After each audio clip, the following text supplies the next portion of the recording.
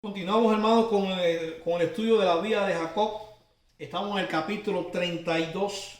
En el estudio anterior estuvimos hablando de que Jacob, después de mandarlos a aquellos comisionados para que su hermano Saúl se enterara que él estaba a su encuentro, él tuvo miedo y él ora al Señor, ora y recordándole al Señor las promesas que en algún momento él había recibido, pero a pesar de que él ora, todavía él sigue actuando carnalmente. Hoy vamos a empezar en el capítulo 32, como le decíamos, en el versículo 22. Vamos a leer 22 y 23. Y se levantó aquella noche y tomó sus 2 mujeres y sus 2 siervas y sus 11 hijos, y pasó al vado de Jaboc.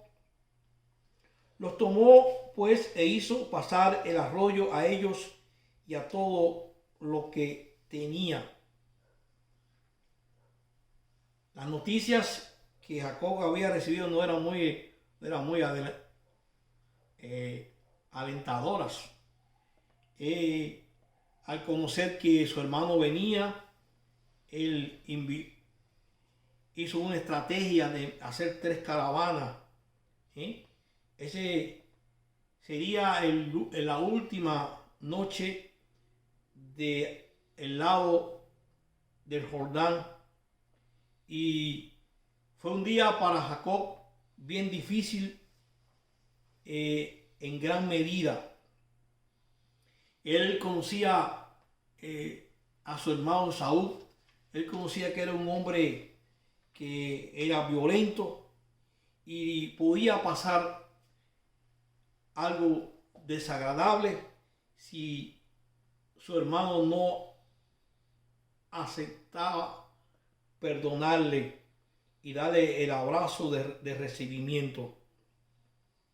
Jacob todavía recordaba una vez más su engaño en contra de su hermano. Era algo que estaba ahí en su mente. Nunca Dios le dio orden a Jacob para poder obtener de manera fraudulenta la primogenitura, ni engañar a su anciano padre, de obtener la bendición principal patriarcal.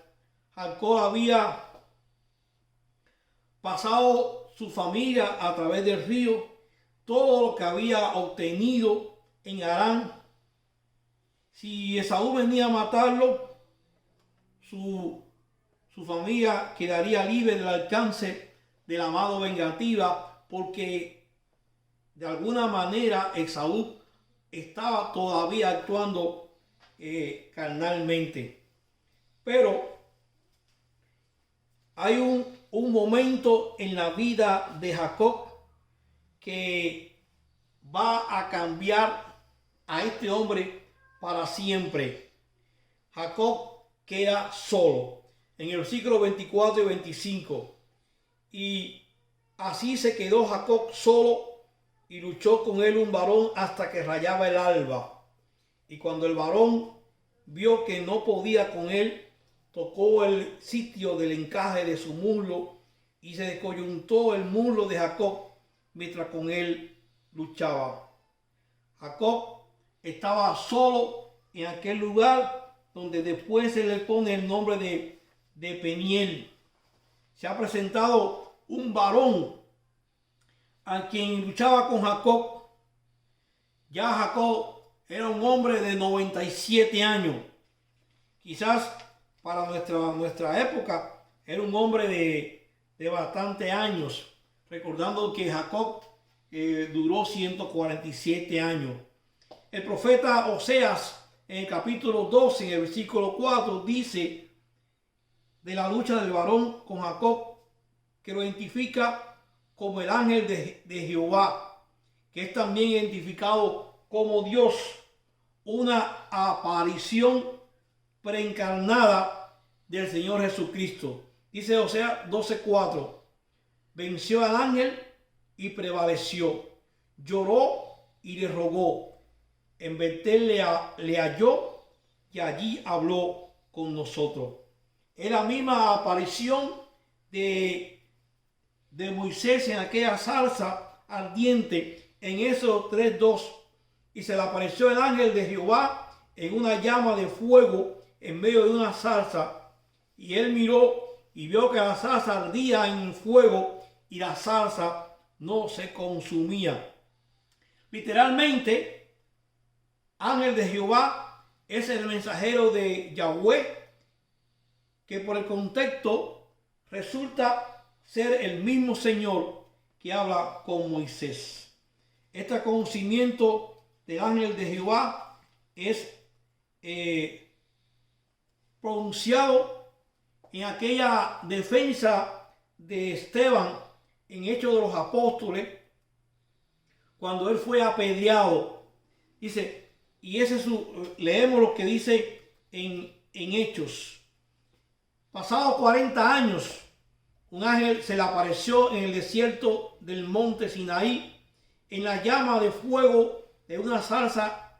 Entonces Moisés, mirando, se maravilló de la visión, y acercándose para observar, vio a él la voz del Señor: yo soy el Dios de tus padres, el Dios de Abraham, el Dios de Isaac y el Dios de Jacob. Es sin duda una aparición especial de Jesucristo en el Antiguo Testamento. De su encarnación en la Biblia lo podemos encontrar en varios aspectos que se manifestó Jesús. Dios se ha revelado ante de Jacob en forma humana. Dice que Jacob está fácilmente, podía Jacob, si Dios lo hubiera querido destruir, allí lo hubiera destruido fácilmente, pero había un propósito en Dios para Jacob. Jacob siempre había luchado con sus propias fuerzas. Había él tenido tremenda resistencia y tremendos logros en sus luchas. Jacob había luchado y vencido con su hermano Esaú. Había Jacob luchado con su padre Isaac. Había Jacob luchado con su suegro. Y había luchado con sus esposas. Y ahora Jacob está en Peniel luchando con el ángel de Dios. Pero Jacob no quería soltarse del varón. Había todavía en Jacob ese dominio y esa autosuficiencia que de alguna manera tenía que él someterla a Dios. Mientras nuestra autosuficiencia no la sometemos a Dios, va a haber muchos problemas en nuestras vidas. Es por ello que el varón que luchaba con Jacob, dice el versículo 25, tocó el sitio del encaje de su muslo y se coyuntó el muslo de Jacob mientras con él luchaba. El muslo del fémur es en el cuerpo humano la parte más fuerte. Jacob sentiría en aquel momento un gran dolor, un dolor fuertísimo al ser arado aquel tendón, aquel músculo. Es probable que Jacob no supiera en aquel momento, en aquella oscuridad, aquella penumbra de la noche, con quien luchaba. Pero cuando su muslo fue afectado y lo debilita, es que él comprende que está luchando contra Dios. Y es cuando Jacob le hace una petición a Dios. Versículo 26. Y dijo: déjame porque raya el alba. Y Jacob le respondió: no te dejaré si no me bendice. Ahora es que Jacob se da cuenta que está en presencia de Dios. Jacob está debilitado. Ya no puede continuar peleando. Lo único que le queda ahora es aferrarse a la bendición de Dios. Aquella oración que había realizado cuando leíamos en el versículo 9 y 10. Y dijo Jacob: Dios de mi padre Abraham y Dios de mi padre Isaac, Jehová, que me dijiste: vuélvete a tu tierra y a tu parentela, y yo te haré bien. Menor soy que toda la misericordia y que toda la verdad que has usado para con tu siervo. Pues con mi cayado pasé este Jordán, y ahora estoy sobre 2 campamentos. Jacob está orando a Dios por primera vez, buscando y obteniendo la protección. Todo el orgullo, toda la autosuficiencia de Jacob ha sido destruida.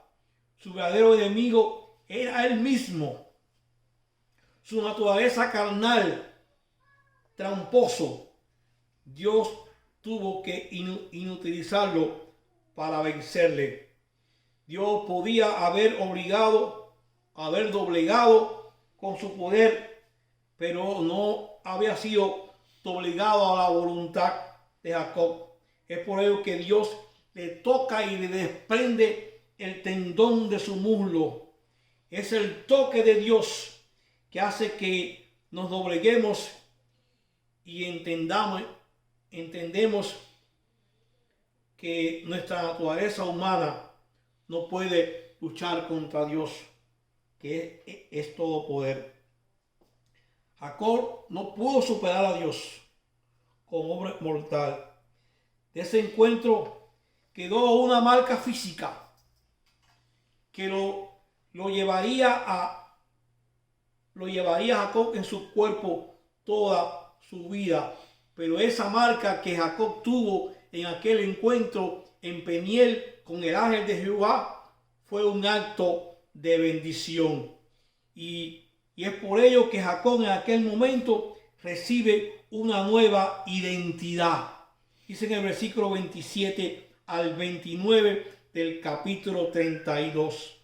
Y el varón le dijo: ¿cuál es tu nombre? Y él respondió: Jacob. Y el varón le dijo: no se dirá más tu nombre Jacob, sino es Israel, porque has luchado con Dios y con los hombres y has vencido. Entonces Jacob le preguntó y dijo: declárame ahora tu nombre. Y el varón respondió: ¿por qué me preguntas por mi nombre? Y lo bendijo allí. El varón le hace esta pregunta a Jacob, que de seguro Jacob se estremece. ¿Cuál es tu nombre? Recordemos que aquel nombre de Jacob significaba engañador, tramposo. ¿Cuántas cosas vinieron a la mente de Jacob? Aquel hombre que había sido un tramposo desde su misma casa, con su hermano, con su padre.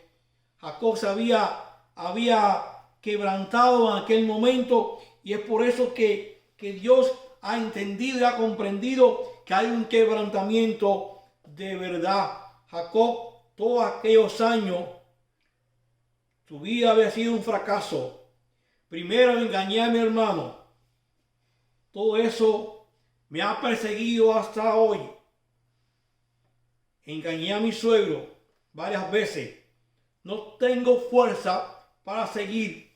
Serían las palabras de Jacob. Por ello el varón de Dios le dice a Jacob: tu nombre será desde hoy cambiado, porque ha luchado contra Dios y con los hombres y ha vencido. Y ahora te llamarás Israel, un nombre nuevo.